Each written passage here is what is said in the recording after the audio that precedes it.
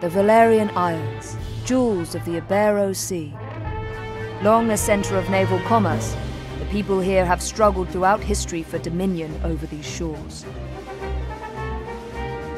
Finally, there rose a man to put an end to this conflict, Ogre.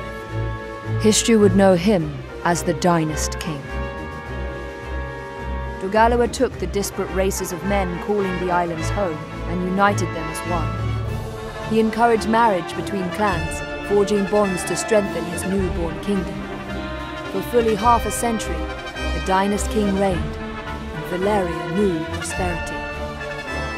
But the embers of discord smoldered.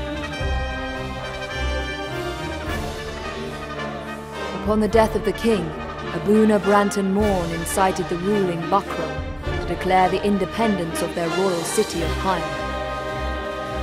Yet the schemings of the Abuna had only just begun. Backed by the Holy Lodician Empire to the north, Branton created the Buckram Valerian Kingdom, naming himself as regent. He would have seen his rule span the Isles were it not for Lancelot Tartaros, High Champion of the Dark Knights of Lodis. Lancelot warned against such reckless expansion, and reluctantly, Branton reined in his troops.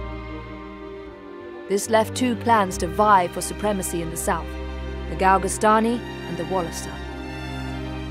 7 men in 10 were Galgastani, and on order of Hierophant Leandor Balbatos, the Galgastani declared blood war against the weaker Wallister in a move to claim the south as their own.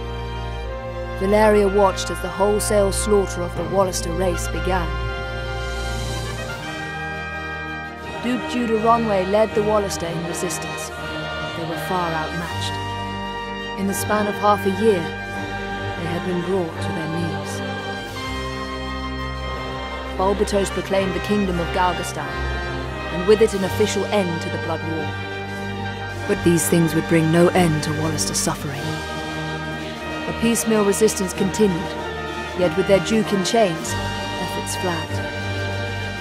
The remaining Wallister were confined to a small province allotted them by Balbatos and the Galgastani. There, the survivors resigned themselves to eke out such life as they could. Victory begets peace, and for once, the battlefields of Valeria stood silent. Yet none believed the calm would last.